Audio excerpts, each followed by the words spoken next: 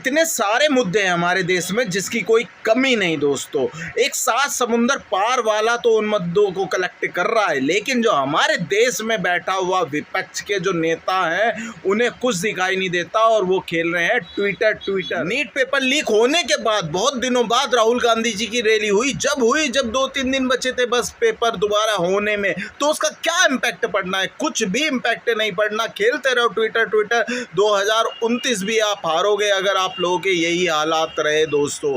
राम मंदिर चंदा चोरी में इनके ट्विटर पे वो आ रहे हैं, लेकिन एक छोटा सा भी आंदोलन ये लोग इकट्ठे मिलके नहीं कर सकते दोस्तों, नहीं कर सकते। इनके ट्विटर पे हंसती हुई चेहरे, हंसते हुए फोटो दिखाई देते हैं।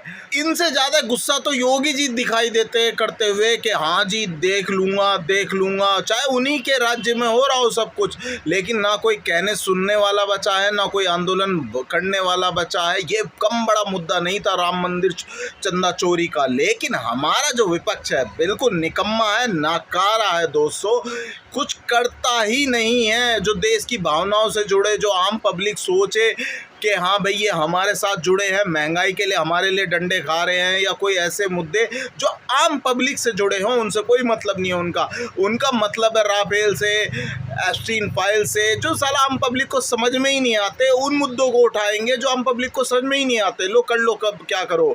SIT से सांसद पे सांसद तोड़े जा रहे हैं, कोई आवाज़ नहीं, जिसके टूट रहे हैं बस वो ही रो रहा है, बाकी ये देख के खुश हो रहे हैं कि हाँ जी हमारे लिए स्पेस मिल रहा है। यार वो क्या रहा है हमारे देश में, कुछ नहीं कहा जा सकता। विपक्ष ऐसा टुट्टू बन गया है जो ना कुछ बोलता, ना आम पब्लिक के साथ खड़ा होता। अब क्या उम्मीद करते हैं विपक्ष से? इलेक्शन आएंगे, इलेक्शन के 15 दिन पहले वो चार्ज होंगे थोड़े बहुत, लिस्ट भी उनकी जब निकलती है, जब लास्ट डेट होती है। यार क्या लड़ोगे तुम यार, कुछ नहीं लड़ सकते। सभी मुद्दे छोटे ही होते हैं, उन्हें बड़ा बनाया जाता है। ये तो बड़े मुद्दों को भी छोटा बना देते हैं दोस्तों। जैसे अभी भरत तिवारी का एनकाउंटर हुआ, पुलिस ने एनकाउंटर करा, कोई नेता विपक्ष का कोई भी नहीं दिखाई दे रहा, कोई नहीं दिखाई दे रहा जो उनके साथ खड़ा हो, उनके घर गया हो। समाज रिलेट कर रहा है, पूरा ब्राह्मण समाज रिलेट कर रहा है उस मुद्दे से, लेकिन इन लोग विपक्ष के बस की ही नहीं है मुद्दे बनाने दोस्तों। वो तैयार करते ही नहीं, वो इंतजार कर रहे हैं कब बीजेपी खुद से हार जाएगी। यार ऐसा कैसे होगा यार? जब तक आप लोग लड़ोगे नहीं, जब तक आप लोग दिखोगे नहीं, जब तक आप लोग इस ट्विटर की दुनिया से बाहर नहीं आओगे, यार पूरे 5-5 साल हो जाते हैं आप लोग आम पब्लिक में एक असाधारण रैली नहीं करते। राहुल गांधी जी जब निकलते हैं तो चुपके निकलते हैं और सीधा पहुंचते हैं आम पब्लिक में, और उसका व्यूज़ भी और पब्लिक का अटैचमेंट भी होती है, लेकिन वो इतनी अनरेगुलरिटी है कि ऐसे लगता है कि बड़े बाप का बेटा आ गया हो और ये पिकनिक हो। मुद्दों से कोई लेना देना नहीं है, मुद्दों के लिए लड़ेगा कौन भैया? मैं भी किसी के साथ जाके उसकी बात सुन सकता हूँ, लेकिन भैया लड़ेगा कौन मुद्दों के लिए? मुद्दों के लिए लड़ना भी जरूरी है, रोड पे दिखना भी जरूरी है, और 2-4 डंडे खा लोगे कुछ नहीं बिगड़ेगा। ये युद्ध में पहले ही हारे हुए दिखते हैं, ये लड़ते हुए दिखाई देते ही नहीं कभी कि हाँ भाई लड़ रहे हैं। ये लोग इस बात को कहते हैं कि बीजेपी को कुल 40% वोट मिला, 60% वोट अब भी बीजेपी को देश से नहीं मिला।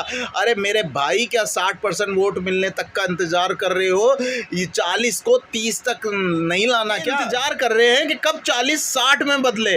अपना वोट परसेंटेज नहीं देख रहे कि इनका वोट परसेंटेज कहाँ पे है दोस्तों, कि ये किसी भी तरह इसको बढ़ाए। नहीं, ये लड़ेंगे ही नहीं, ये दिखेंगे ही नहीं रोडों पे।